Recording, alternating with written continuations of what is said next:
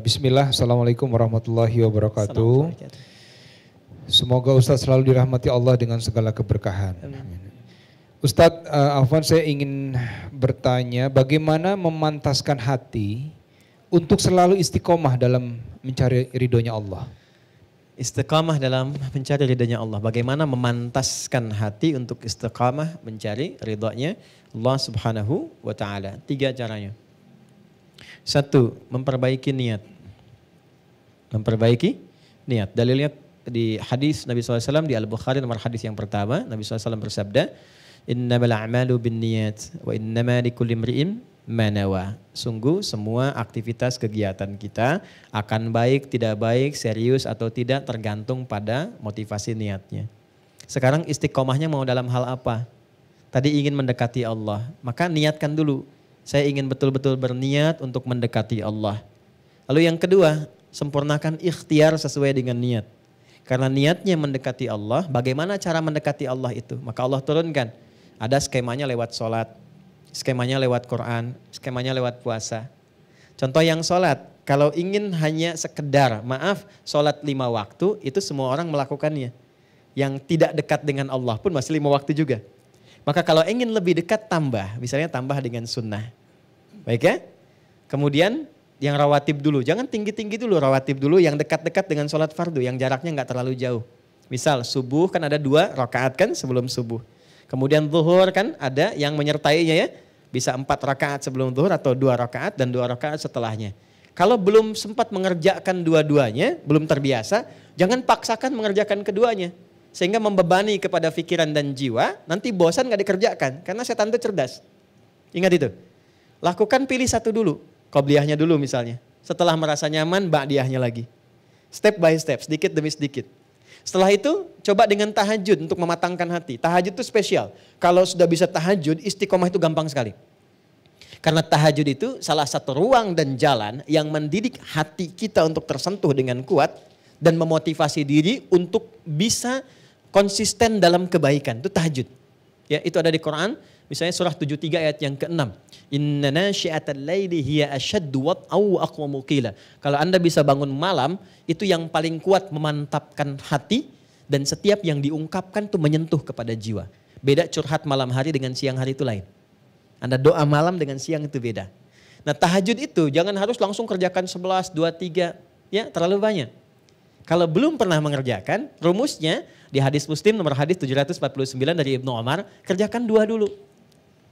Ya, sholatul laili masna, 2 aja dulu. Dan 2 pun, 2 jangan pilih dulu yang panjang-panjang sholatnya. Yang simpel dulu, yang kira-kira bisa kita pilih, yang nyaman kita baca. Suasana hati sedang cool, ya pilih yang cool-cool. Ya, qul a'udzu birabbil falaq, qul a'udzu birabbin nas gitu kan. Lalu witir 1 rakaat, qul huwallahu ahad, lengkap kan? 3 ya. Dan bangunnya jangan terlalu malam, pepetkan ke subuh. Pepetkan ke subuh. Sekarang misalnya kita dapati subuh 4.25 misal gitu kan. Bangunnya jam 4. Jangan terlalu jam 3 dulu. Ntar bangun jam 3, sholat tahajud 11 rakaat, subuhnya jam 7. Tidur lagi gitu kan. Ya pepetin dulu ke subuh supaya beban ringan kita dapati, dekat ke sholat fardu, nggak nunggu lama. Setelah nikmat itu baru tambah lagi 4 rakaat. Tambah lagi naikkan suratnya ke ad-duha misalnya. Sampai kita mendapatkan konsisten dengan 11 rakaat setidaknya. Ya, itu caranya. Yang ketiga, bergaul dengan orang soleh. Ya, di rumah angkat semua jadi soleh. Ya, punya visi. Ayo kita bergerak menjadi lebih baik yuk. Ya, bukankah kita ingin bertemu lagi, ingin dapat rahmat Allah. Pengen samara tapi jauh dari yang punya. Cuma ditulis saja di depan pintu. Keluarga samara. Pintunya yang samara gitu kan. Nah, sakinah mawaddah rahmat itu kan punya Allah. Dekati yang punya kita dapat. Itu di Quran surah 30 ayat ke-21. Itu kuncinya. Dekati Allah, maka Allah mendekati kita. Diberikan semua apa yang kita inginkan sepanjang maslahat dunia dan akhirat. Jadi 3 poin itu, ya jadikan keluarga yang baik, cari teman-teman yang baik. Setelah itu bikin kegiatan yang satu visi dulu. Misal nih, ketemu dengan teman yang baik, gimana kalau kita bikin program untuk tahajud dulu nih, saling ingatkan. Ya ada satu grup misalnya di situ 5 orang, ingatkan malam-malam ya, misalnya diingatkan telepon jam berapa kita sepakat. Setelah itu naik level ke puasa sama-sama. Ya, puasa Senin Kamis, Senin puasa, Kamis puasa, kumpul ngajak bareng-bareng.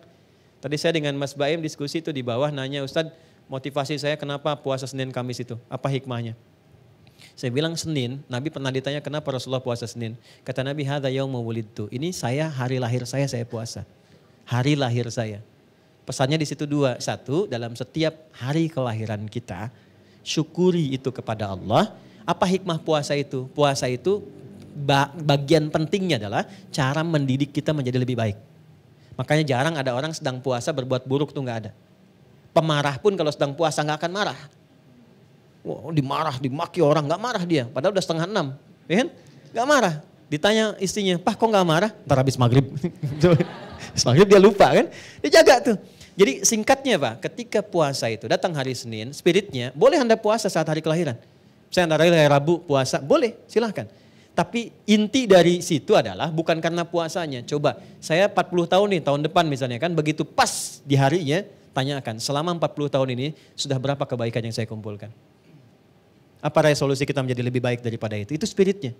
Yang kedua, kita mengharap dapat syafaat Nabi SAW. Dengan mencintai Nabi kita ikuti. Nah untuk yang hari Kamis spesial. Kamis itu kata Nabi, waktu amal kita diangkat kepada Allah dan disampaikan oleh malaikat. Pesan moralnya apa? Enggak disampaikan pun Allah sudah tahu. Tapi kenapa ada redaksi seperti itu? Untuk menunjukkan bahwa setiap amal kita dicatat. Maka berusahalah menjadi baik. Maka bagaimana cara menjadi baiknya? Jangan baik personal. Ini yang sering jarang dilakukan. Sahur bareng-bareng dengan keluarga. Buka sama-sama, jangan baik sendirian. Kalau kita urutkan dengan pertanyaan-pertanyaan tadi, kenapa kalau saat berbuka kita tidak undang? Walaupun puasa sunnah, berbukalah dengan ayah mertua, ibu mertua. Ya kan? Dengan ayah, dengan ibu, sekalipun mereka tidak puasa, tapi merasakan kenikmatan dari itu semua.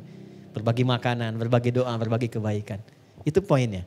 Nah 3 langkah itu kalau sudah dilakukan, ya insya Allah sedikit banyak akan ada perubahan dalam kehidupan kita. Jelas saya kira ya?